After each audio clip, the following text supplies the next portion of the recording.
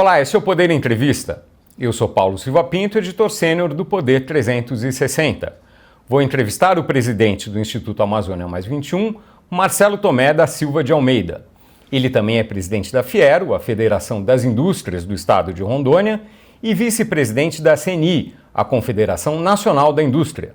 Marcelo Tomé nasceu no Rio, tem 50 anos e é formado em arquitetura pela UFRJ, a Universidade Federal do Rio de Janeiro.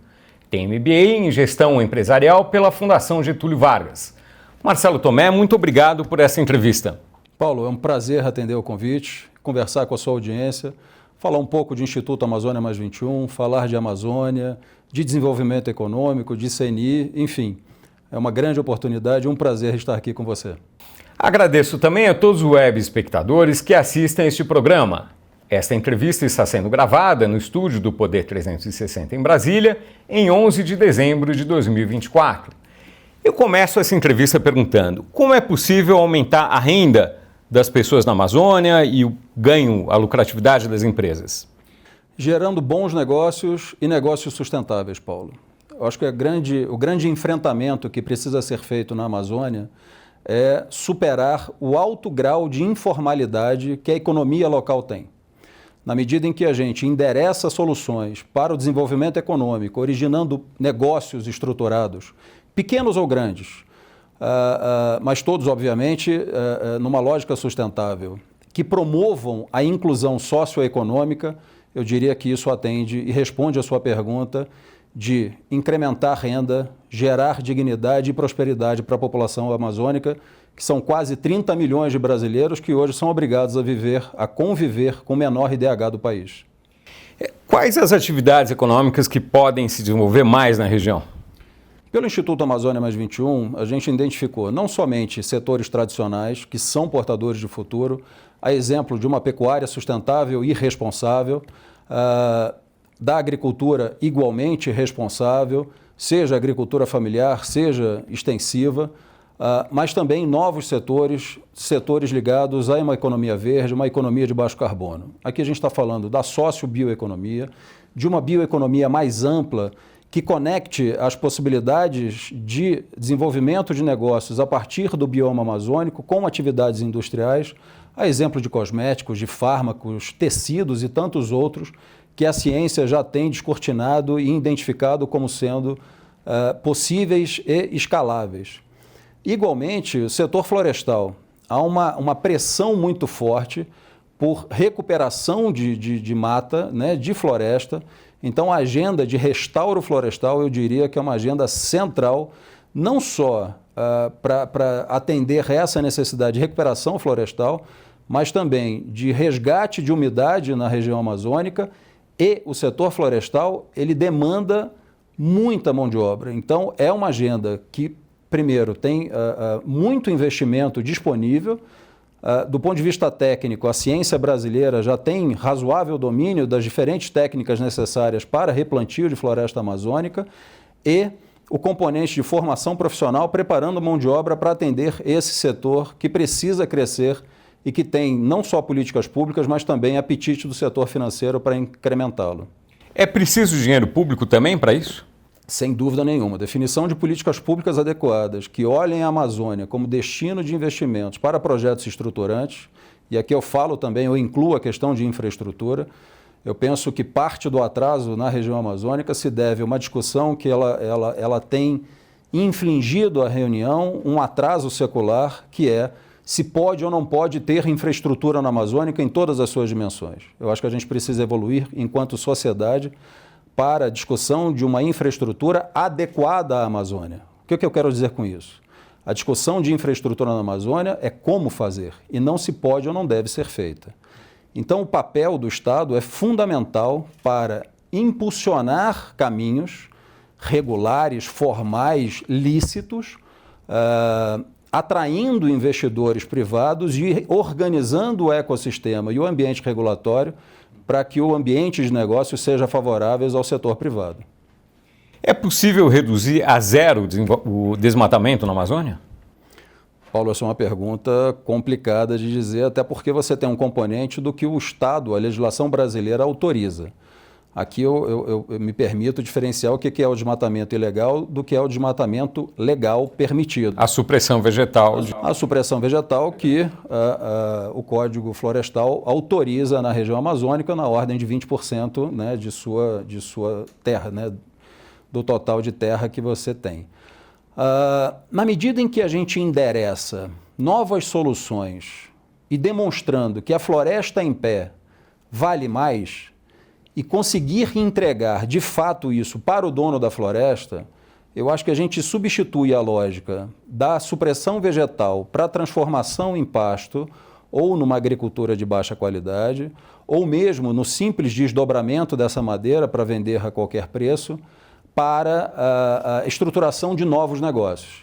Isso, consorciado, política pública e a mobilização do setor privado, trazendo recursos financeiros e a inovação para responder pela ciência as dúvidas e as equações que precisam ter para que esses negócios sejam escaláveis, sim, eu acho que a gente se aproxima de um momento em que o desmatamento na Amazônia deixará de ser interessante do ponto de vista econômico. Agora, o que é ilegal precisa ser combatido hoje.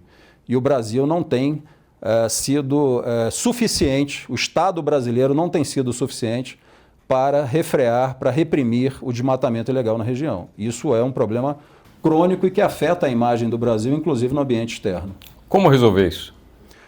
Política pública, substituição da atividade ilícita pela atividade lícita, por empreendimentos estruturados, enfrentando o alto grau de informalidade na Amazônia, investimentos orientados ao desenvolvimento econômico, em projetos estruturantes, numa agenda de formalização e reconhecimento de que a Amazônia, sim, pode ter bons negócios e que ela não é um santuário. Na medida em que a agenda ambientalista ou a agenda tradicional de Amazônia tem buscado fortalecer a conservação da floresta pelo isolamento, isso tem criado o espaço propício ao avanço do ilícito, ao avanço de atividades irregulares. A gente precisa substituir essa agenda ultrapassada, na minha opinião, que foi fundamental para nos ensinar o que pode ser feito e o que não pode ser feito. Mas a gente precisa evoluir agora para um outro modelo de desenvolvimento econômico que seja sustentável e inclusivo.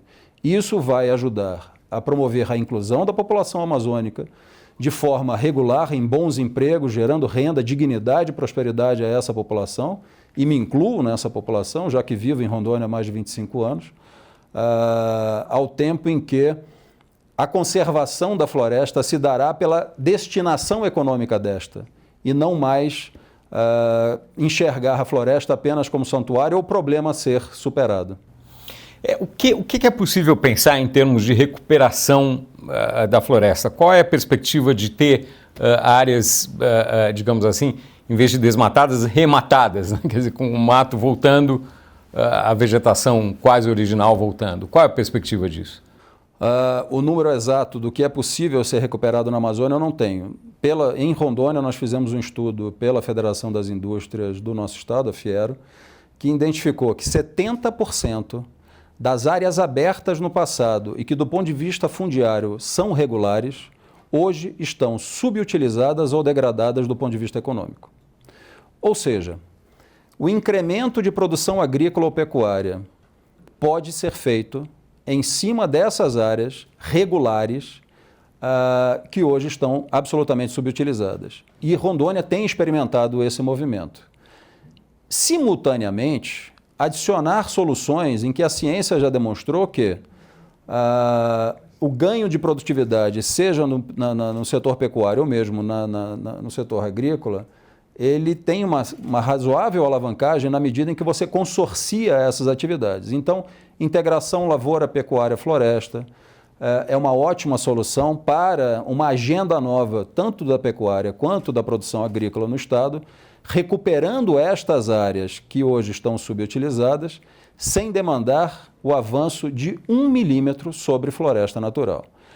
E, igualmente, na medida em que a agenda de restauro florestal tem financiamento, tem destino, em especial, pela definitiva aprovação em nível global do mercado de carbono, e, igualmente, pelo Congresso Nacional do Mercado Nacional de Carbono, Mercado Regulado de Carbono, dependendo apenas da sanção presidencial e de uma subsequente regulamentação, para que a gente possa ativar, de fato, um mercado de carbono robusto, que a Amazônia, que o Brasil tem potencial enorme de ser um grande player em nível global e, em especial, a região amazônica. A criminalidade é um problema crescente na Amazônia. Como resolver isso? Como impedir que isso avance e fazer regredir, combater o crime?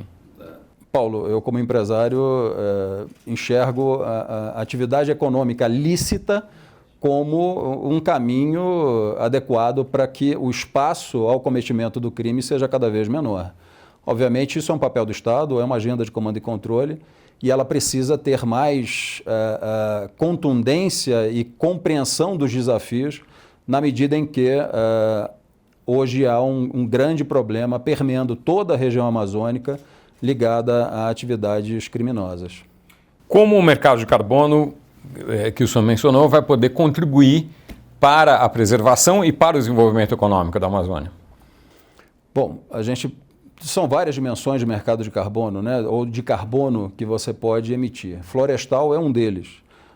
Infraestrutura, igualmente, já tem alguns bons exemplos na Amazônia, em especial a partir das usinas hidrelétricas do Rio Madeira, que emitiram títulos, né, emitiram créditos de carbono a partir dessas infraestruturas que são limpas, que geram energia limpa para o Brasil e que estão comercializando seus créditos de carbono. Então, eu diria que a Amazônia tem várias possibilidades de originar bons créditos de carbono, sejam de base florestal ou de outras possibilidades, e isso na medida em que a gente garante, né, consiga garantir que o recurso pouse no território, gerando impacto para quem está no território, que isso não fique no meio do caminho, eu diria que passa a ser uma agenda importante e que pode transformar positivamente a vida das pessoas que lá vivem. Do ponto de vista global, no Brasil, como o senhor mencionou, isso está para ser sancionado, a lei está para ser sancionada. Do ponto de vista global, o que é possível fazer de aprimoramento nessa área ainda? Acho que o maior desafio não é nem na questão regulatória do carbono, porque isso está posto, né? Tanto do ponto de vista das verificadoras, das certificadoras, das empresas de originação de projetos. O que a gente precisa é melhorar a percepção da qualidade de crédito do Brasil, já que hoje ele é subprecificado, então ele é comprado muito barato no Brasil e vendido mais caro lá fora. Ter um mercado que seja mais justo, mais equânime, porque ainda existe uma lógica numa dimensão, de certa forma, colonialista em relação ao carbono emitido no Brasil, ao crédito de carbono emitido no Brasil, vis-à-vis o que é o crédito de carbono europeu, por exemplo. Então, você tem os melhores projetos no Brasil remunerando aí $20 a tonelada, enquanto na Europa essa tonelada pode ser vendida a $100 a tonelada. Então, você tem uma diferença gigantesca aí de valor, né? E como reduzir essa diferença? Quer dizer, qual seria o caminho para isso? Imagem, reputação, credibilidade, garantir que os projetos no Brasil são íntegros, cumprem as regras, não são desenvolvidos em cima de terras irregulares, de que aquele projeto ele é um projeto que cumpre as melhores regras de compliance e transparência globais. Então, o Brasil precisa avançar para uma agenda também igualmente lícita na agenda do carbono,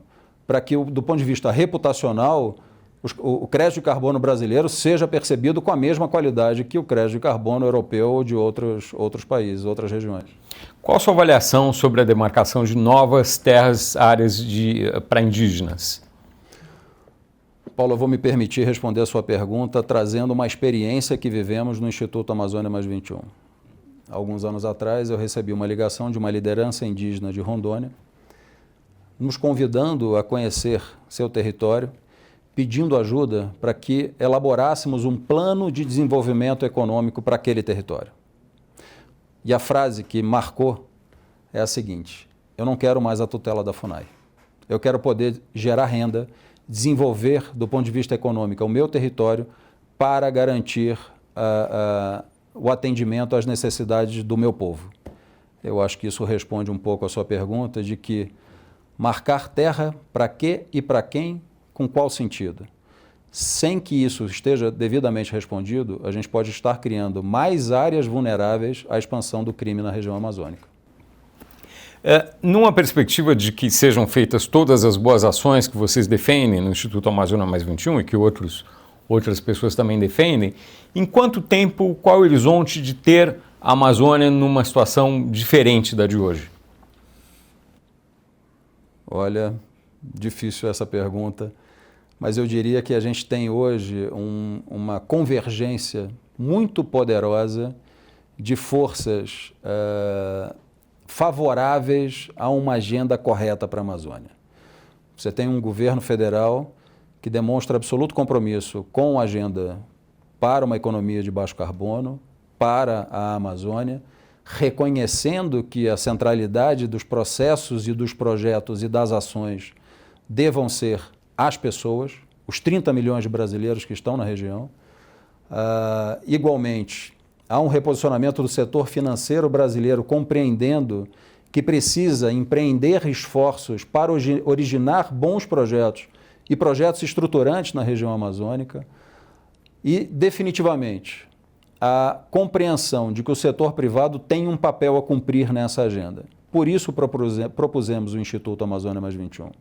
E na medida em que a gente consiga consertar, do ponto de vista de organizar e governar, o papel do setor público, o setor financeiro, o setor privado, a academia, e tendo esse esforço, o foco no desenvolvimento socioeconômico da região amazônica, possivelmente, em pouco tempo, a gente consiga, pelo menos, inverter a lógica de destruição e de piora na qualidade de vida das pessoas. Porque o que eu posso afirmar, ao longo desses 25 anos que eu vivo em Rondônia, é que algumas comunidades que eu conhecia há muitos anos atrás, eu volto e a vida das pessoas está pior.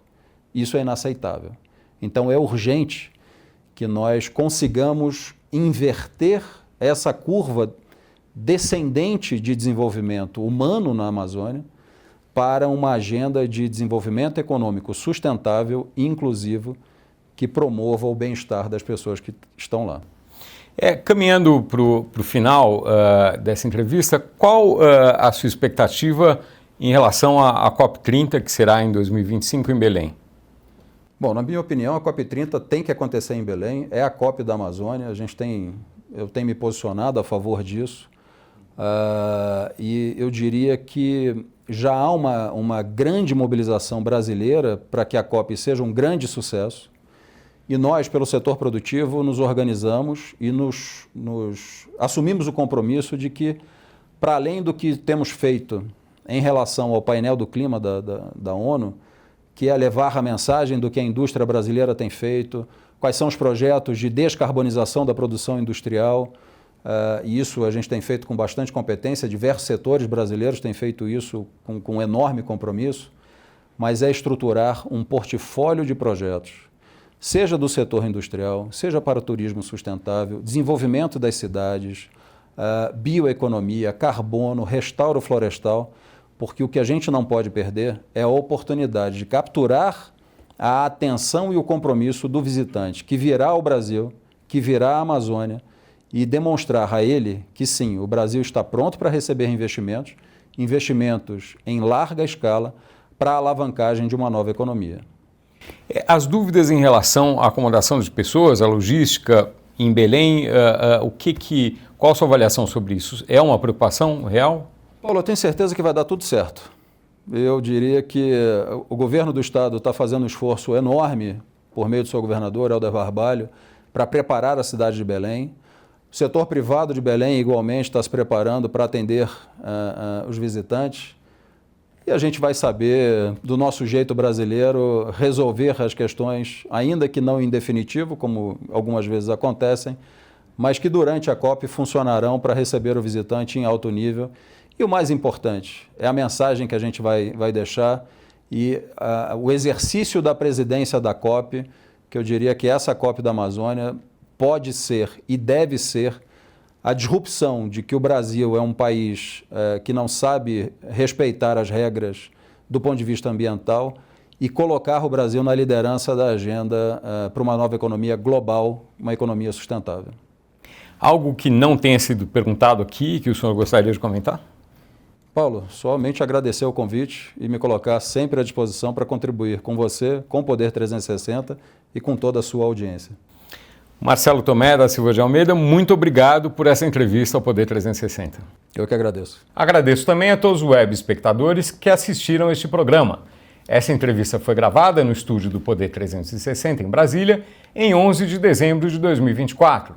Para ficar sempre bem informado, inscreva-se no canal do Poder 360, ative as notificações e não perca nenhuma informação relevante.